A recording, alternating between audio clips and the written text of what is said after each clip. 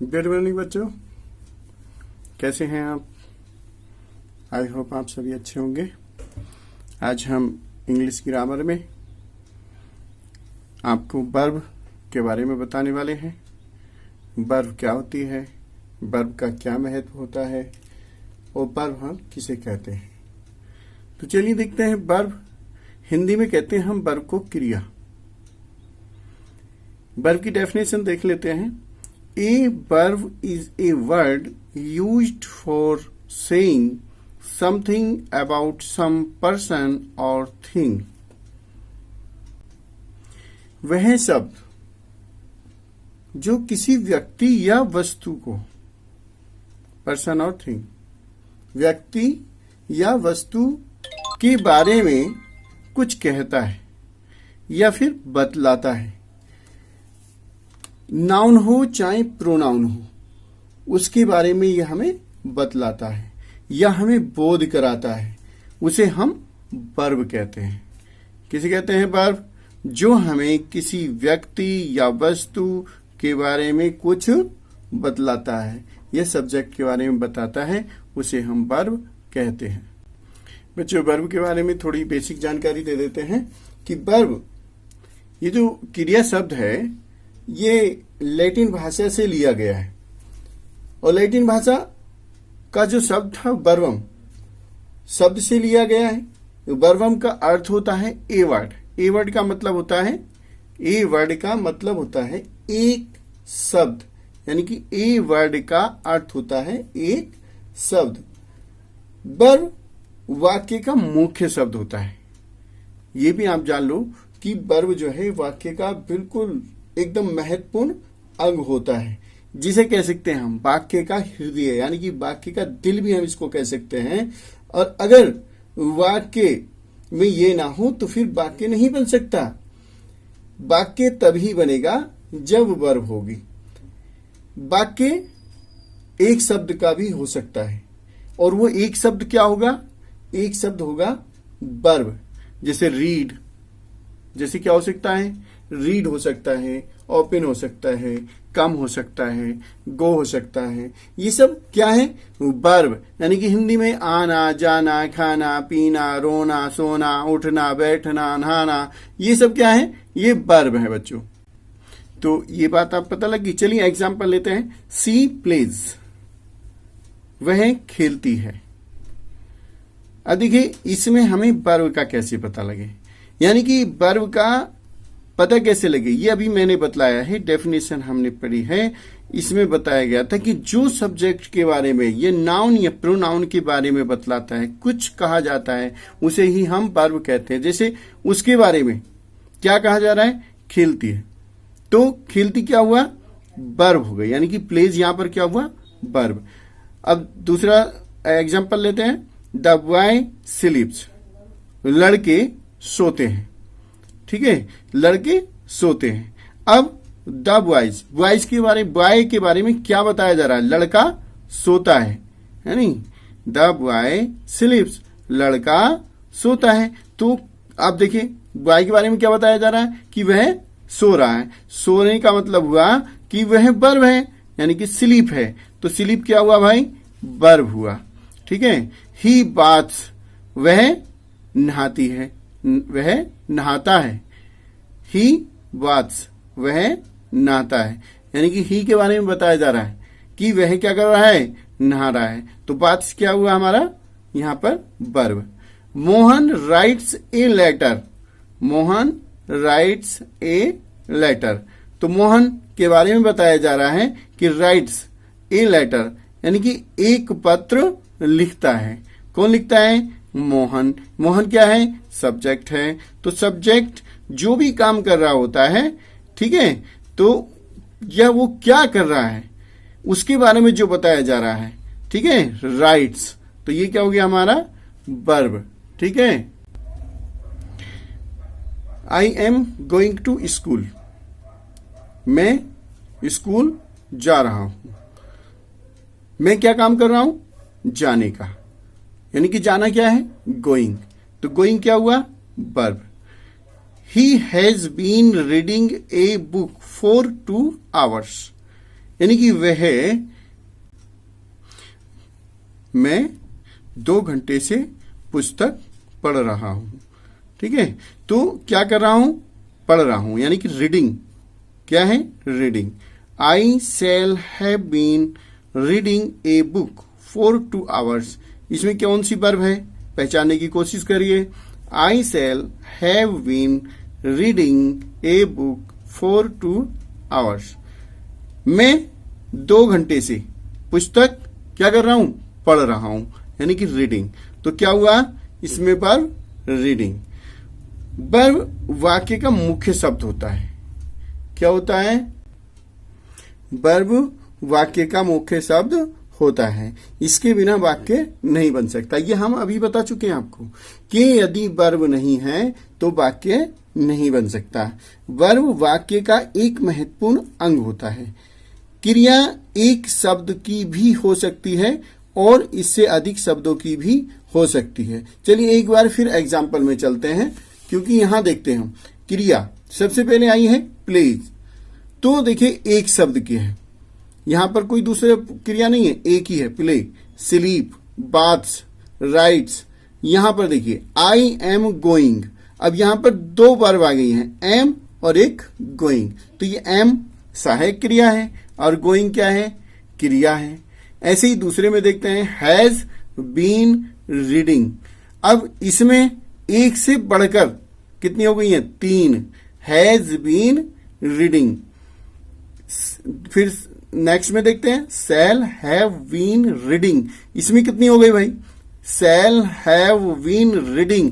कितनी वर्ब हो गई इसमें? 4। यानी कि कुल मिलाकर हमें यह पता लगता है कि वर्ब एक से अधिक भी हो सकती हैं। और अधिक से अधिक ये भी जानकारी कर लें कि अधिक से अधिक कितनी होगी? अधिक से अधिक 4 वर्ब हो सकती हैं। कितनी हो सकती हैं? 4 वर्ब। तो अब आज हमने जाना वर्ब के बारे में। वर्ब हम किसे कहते हैं, कितनी हो सकती हैं और क्या उसका काम होता है। वर्ब जो है, देखिए हिंदी के वाक्यों में वर्ब बाद में आती है। जैसे वह खाना खा रहा है, खा रहा है, ठीक है, बाद में आई। या फिर एग्जाम्पल ही देख लेते हैं, she plays, the boys sleep, he baths. इनमें वर्ब कहाँ आती है? बीच में। Mohan writes a letter, I am going to school. इन सब में कहाँ आती हैं? बीच में। यानी कि इनका क्रम क्या हो सकता है कि हिंदी में कैसे बनाते हैं, यानी कि सब्जेक्ट पहले आ जाएगा और क्या होगा? वर्ब उसकी बाद में चली जाती है।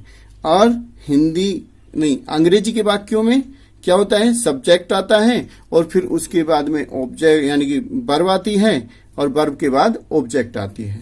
अंग्रेजी में कैसे होता है? सब्जेक्ट कैसे होता है? Subject plus verb plus object. ये इंग्लिश का वाक्य बनते हैं। इस तरीके से हमारा ये चलता है, यानी कि वर्ब हमेशा बीच में आती है। अब वर्ब कितने प्रकार की होती है ये भी हम देख लेते हैं। वर्ब कितने प्रकार की होती है? वर्ब वैसे तो 4 प्रकार की यहाँ आपकी किताब में दी गई है कि 4 प्रकार की होती है। अब उनके प्रकार क्या क्या होते हैं ये देख लेते हैं। सबसे पहले हम देखते हैं ट्रांजिटिव वर्ब, यानी कि कितनी होती? सबसे पहले आती ट्रांजिटिव वर्ब और फिर इनट्रांजिटिव वर्ब। ट्रांजिटिव वर्ब किसे कहते हैं? हम सकर्मक क्रिया को। और इनट्रांजिटिव वर्ब कहते हैं हम अकर्मक क्रिया को। किसे कहते हैं? ट्रांजिटिव। फिर से हम एग्जाम्पल में चलते हैं। अब देखिए सी प्लेज, यहां पर सी प्लेज ये जो है वह खेलती है, इसका कोई भी ऑब्जेक्ट नहीं है। तो ऑब्जेक्ट नहीं है, और जब जिसका ऑब्जेक्ट नहीं होता, जिसका ऑब्जेक्ट नहीं होता है उसे हम इनट्रांजिटिव वर्ब कहते हैं। उसे हम क्या कहते हैं? Intransitive verb. और जिसका कर्म होता है, ऑब्जेक्ट होता है, अरे यार ये जिसका कर्म नहीं होता उसको हम इनट्रांजिटिव वर्ब कहते हैं। और जिसका कर्म होता है, मोहन राइट्स ए लेटर, इसका कर्म दिया हुआ है। I am going to school, इसका कर्म दिया हुआ है। तो इनको हम क्या कहेंगे? Transitive verb. राइट्स क्या हुई? Transitive verb. गोइंग क्या हुआ? इसका जो हमने देखा कि कर्म दे रखा है, ऑब्जेक्ट दे रखा है, तो इसको हम क्या कहते हैं? Transitive verb. और देख लेते हैं सही प्रकार से ट्रांजिटिव वर्ब। मैंने यहां देखे 2 पोर्शन बना दिए हैं, ट्रांजिटिव वर्ब और इंट्रांजिटिव वर्ब। इनका कंपेयर करके देख लेते हैं कैसे। A verb which requires an object after it to complete its sense is called a transitive verb. कहने का तात्पर्य है, देखिए, कि वह वर्ब जिसका अर्थ स्पष्ट करने के लिए ऑब्जेक्ट लेता है, वह वर्ब जो अपना अर्थ स्पष्ट करने के लिए क्या लेता है? ऑब्जेक्ट, ट्रांजिटिव वर्ब कहलाता है। देखिए एग्जांपल में देख लेते हैं एक बार। ही प्लेज क्रिकेट, क्या है यहां पर? He plays cricket. इसने देखिए प्लेज का कर्म जो है क्या है? क्रिकेट है। ऑब्जेक्ट क्या है? क्रिकेट है। तो इन्होंने क्या है इसका? क्रिकेट। तो वह क्रिकेट क्या करता है? वह क्रिकेट खेलता है। इसलिए प्लेज क्या है? Transitive verb. दूसरे में देख लेते हैं। The peon is ringing the bell. Is ringing the bell, इसमें क्या है? इज और रिंगिंग। रिंगिंग द बेल यानी कि इसमें भी ऑब्जेक्ट दिया है, तो इसलिए ये ट्रांजिटिव वर्ब है। The driver stopped the train. देखिए ड्राइवर स्टॉप्ड, स्टॉप्ड क्या है? ये क्रिया है, इसका ऑब्जेक्ट क्या है? The train. ठीक है, तो ये कौन सी हुई? Transitive verb. Do not play cricket. Do not play cricket, play का ऑब्जेक्ट यानी कि इनको क्या ऑब्जेक्ट दिया गया है यहां पर? क्रिकेट। तो इसका यहां से मतलब सीधा हो रहा है कि क्रिकेट मत खेलो। तो कहने का तात्पर्य विले प्ले जो है, प्ले क्या है ये यहां पर? Transitive verb. अब इसी तरीके से हम इन ट्रांजिटिव वर्ब को भी देख लेते हैं। A verb which does not requires an object to complete its sense but makes good sense by itself a called an intransitive verb. वह वर्ब जो अपना अर्थ स्पष्ट करने के लिए ऑब्जेक्ट नहीं लेता है, इंट्रांजिटिव वर्ब कहलाता है। इसका एग्जांपल ले लेते हैं। ही प्लेज, इसका कोई भी ऑब्जेक्ट नहीं था। देखिए इसमें पहले में ही प्लेज क्रिकेट, इसका ऑब्जेक्ट था। ही प्लेज इसका ऑब्जेक्ट नहीं है, तो ये इंट्रांजिटिव वर्ब हो गई। द बेल इज रिंगिंग, इसका क्या है? ऑब्जेक्ट नहीं है। इधर देख लेते हैं। The peon is ringing the bell, इसका ऑब्जेक्ट द बेल है, लेकिन इसका ऑब्जेक्ट नहीं है, इसलिए इसको हम रिंगिंग को क्या कहेंगे? Intransitive verb.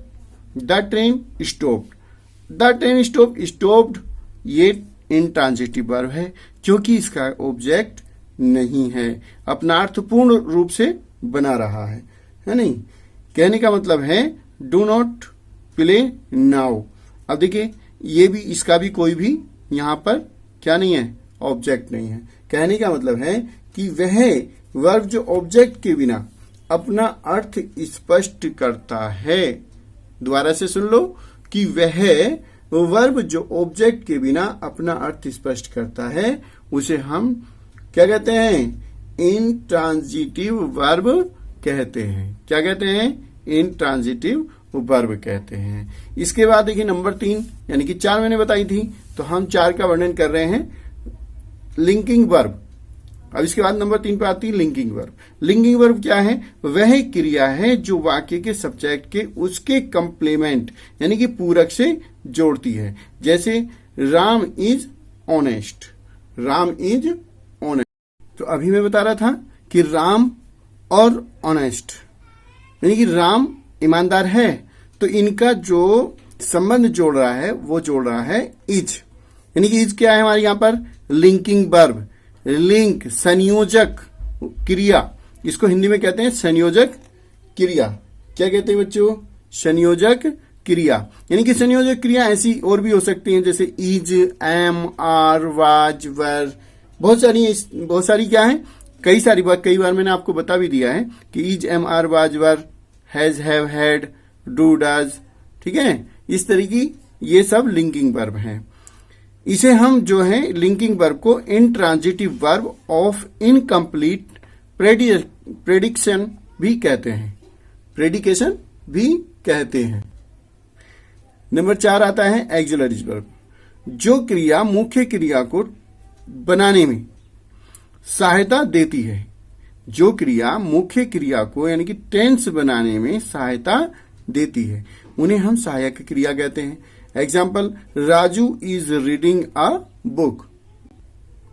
तो इसमें जो है इज सहायक क्रिया है यानी कि हेल्पिंग वर्ब है, और रीडिंग क्रिया है यानी कि मेन वर्ब है। तो इस तरीके जो टेंस बनते हैं, टेंसों में जो भी वर्ब होती हैं, इज, एम, आर, वाज, वर, ये सहायक क्रिया का काम करती हैं और ये मेन वर्ब होती है।